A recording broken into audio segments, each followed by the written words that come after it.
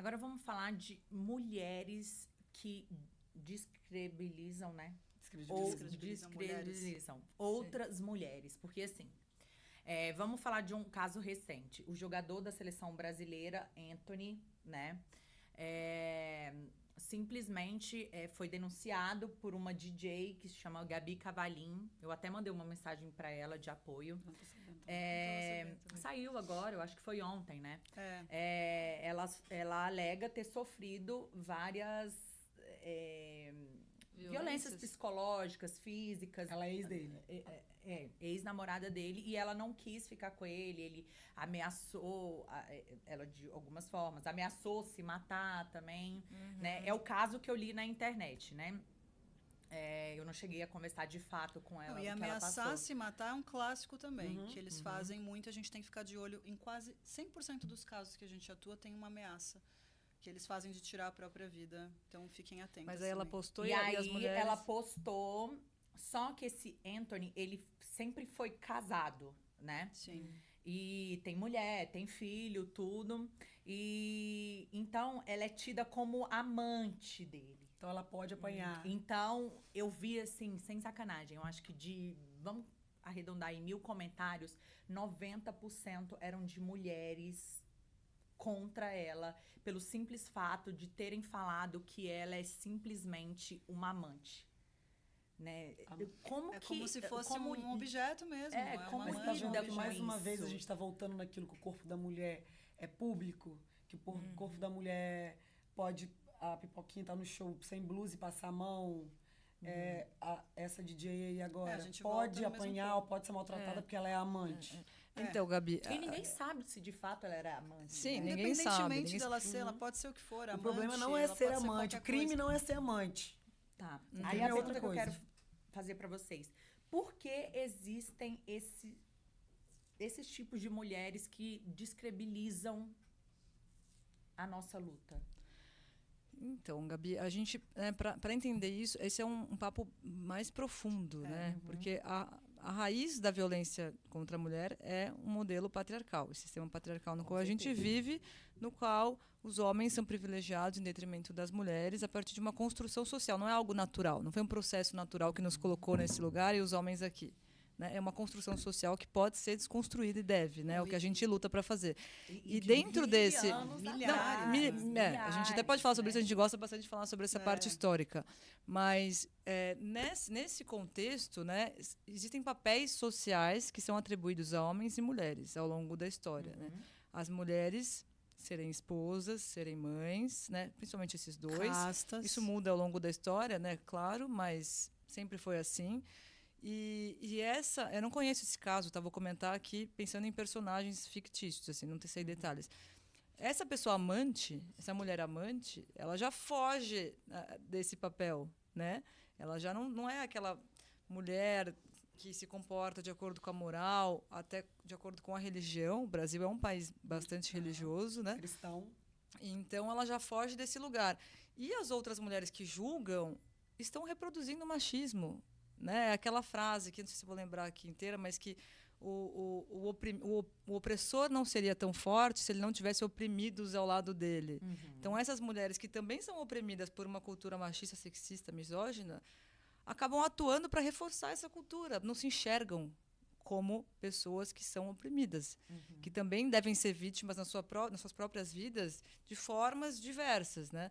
E acabam reproduzindo esse machismo. É tão enraizado, é tão cultural isso, que a gente reproduz. Com certeza, em algum momento da nossa vida, eu já reproduzi, a Isa, vocês, falas machistas, falas misóginas. Então, a gente tem que estar sempre atentas a isso. E é muito interessante, né? Como a Bru falou, é um tema complexo, é um tema que a gente adora falar, né? Que é a criação do patriarcado, que é um processo histórico que aconteceu há mais ou menos cerca de 3.000 anos atrás. A gente vivia num tempo mais longínquo, né, no período paleolítico-neolítico, onde as mulheres eram veneradas por serem mulheres, que a gente chama de culto às deusas. Fico até arrepiada. As divindades femininas eram veneradas, idolatradas. elas guardavam uma similaridade com a natureza. Existia um mistério sobre a forma pela qual as crianças, os bebês eram concebidos. O homem não entendia o papel dele na fecundação. Então, as crianças nasciam assim como nasciam as frutas, Podia as plantas. ter ficado aí, né? Podia ter parado Podia. Aí, ó. Ali. Bem Vamos aí. voltar, Mas vamos veio voltar. a igreja. Depois, Exatamente, a gente exatamente. Um passa- livro. Quando que as coisas começam livrinho. a mudar? Um livrinho, Um alguns, livrinho né? aí. Tem 2 livros muito importantes que a gente vai falar, não só a Bíblia, mas tem também Malleus Maleficarum, né? Que é o livro que foi a Bíblia do Inquisidor, né? E que é de um estudo histórico muito profundo. Toda mulher deveria ler o que traz esse livro. Qual é o nome do livro? Malleus Maleficarum ou Martelo das Feiticeiras. Coloca aí nos stories do Também podcast. chamam de Martelo das Bruxas. Martelo das Bruxas ou Martelo das O próprio Feiticeiras. nome bruxa mudou o significado. Mas só para voltar um pouquinho, a gente fala então que as mulheres eram cultuadas, as deusas, Ísis, por exemplo, no Egito, então a figura da mulher era cultuada. E quando que houve essa mudança? E o Martelo das Feiticeiras faz parte desse contexto. Quando o catolicismo se expandiu. Né? Então, aí quando o catolicismo se expande e surge o culto a um Deus único, sempre referido no masculino, e o seu filho também no masculino, esse modelo patriarcal se expande em todo ali o Ocidente, né, especialmente. E aí o Malleus Maleficarum está nesse contexto. E um ponto importante, né, que a semente da caça às bruxas da Inquisição é o livro Gênesis, com a passagem sobre a criação do mundo, que foi escrito por homens, dentro de uma sociedade, de uma época onde existia um contexto de objetificação das mulheres. Que diz o quê? Que a mulher surgiu a Eva, né, a mulher surge da onde? A mulher surgiu de uma costela, que é de uma parte acessória de um homem. Mas a parte que ele come O homem maçã, surge de Deus. ela que comeu? A mulher surge de uma Ela, costela. porque é ela, Ah. pecadora. A mulher pecadora. Ela come a maçã e olha tudo que acontece, né? Ela é grande, na verdade, a origem do mal, dentro dessa passagem, vem da mulher. Ela é a grande culpada pelo mal. E essa não é uma opinião minha. Isso está mencionado lá em Malleus Maleficarum, na Bíblia do Inquisidor. Lá tem uma passagem que fala o seguinte, que a mulher, como ela foi criada a partir de uma costela torta, ela é a origem do mal. Meu Deus. Uma costela que seria uma Porque, parte torta porque a do costela homem. não é reta. Então, isso significaria uma falta de retidão de caráter. Nesse livro, né, que foi produzido na Santa Inquisição, essa mistura entre Estado e Igreja, era basicamente uma coisa só, né, os Estados absolutos, na Idade Média. Eu te falei que Jesus morreu por conta do clero que não aceitava que um pobre que andava com mulheres que era prostituta, ladrão, não era dele que era o filho do Salvador. Então o próprio clero falou assim, falou pro rei, olha, a gente não quer. E o rei falava, ele não fez nada. O que ele fez?